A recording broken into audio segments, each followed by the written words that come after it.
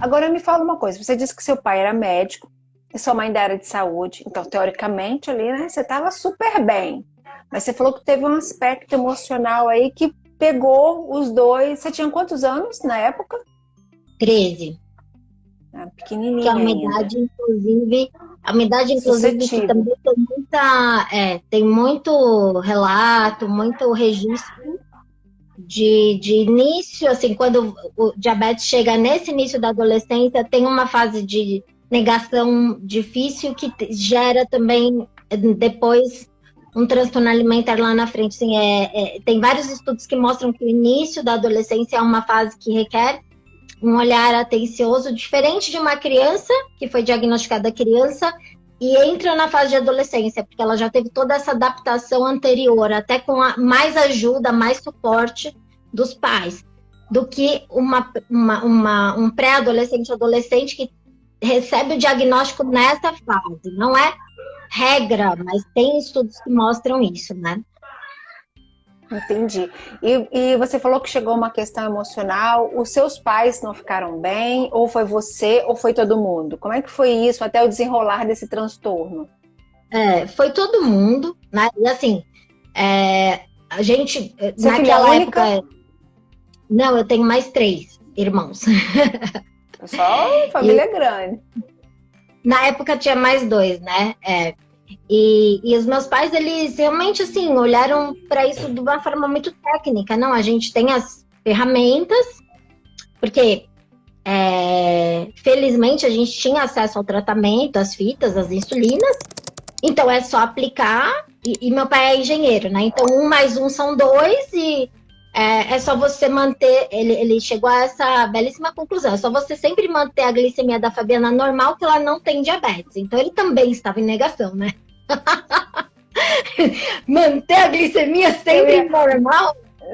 na hora que você falou, é uma coisa muito comum dos profissionais de saúde, e aí eu me incluo quando a Lívia abriu o diagnóstico, nós temos exatamente isso, nós temos a ferramenta, nós faremos isso, nós faremos aquilo, porque o profissional de saúde, ele faz isso na área de atuação dele, ele tenta se afastar daquele, ele lida com a dor, então para ele se afastar da dor, ele procura ser o mais técnico possível, né? Sim. Então é isso, faça Ainda mais contas, não quando a sei o dor é do seu quê, filho, né? Assim, exatamente. é quase insuportável, né? Bom, acho que É, é insuportável. Tem que suportar, né? Não tem jeito. Mas é, é, é muito doloroso, né?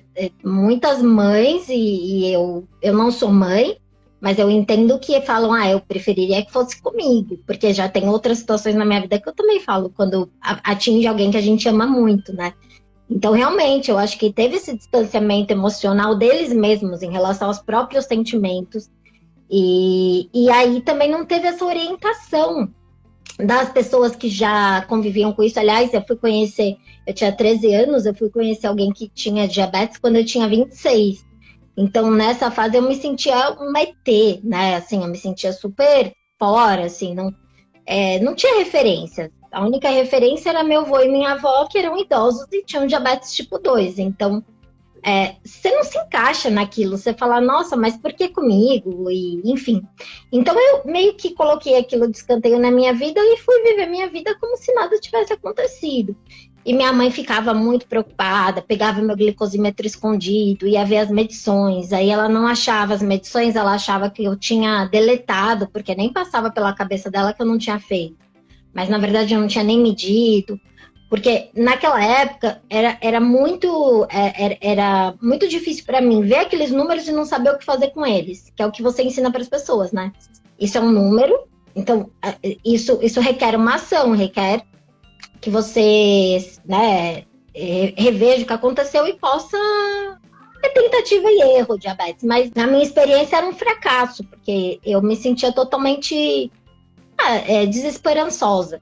E os meus pais, eles tentavam me levar aos médicos e tal, mas eu também não. A gente não aceitou muito um médico que conseguisse ter esse lado mais humano. Então, foi indo uma bola de neve. Eu fui. O diabetes também descontrolado, a gente sabe, tem correlação de estudos da própria com SBD, do depressão. diabetes controlado com Aham, depressão.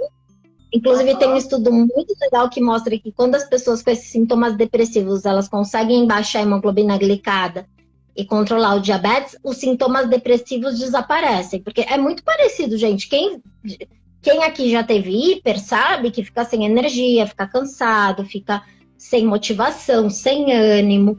E aí isso cronicamente realmente pode levar a desenvolver, né? Uma depressão. Então eu acho que assim, hoje as redes sociais facilitam muito isso, porque você entra lá, você vê o perfil de uma pessoa, você interage com iguais, né? Ou pessoas que têm a mesma condição que a sua.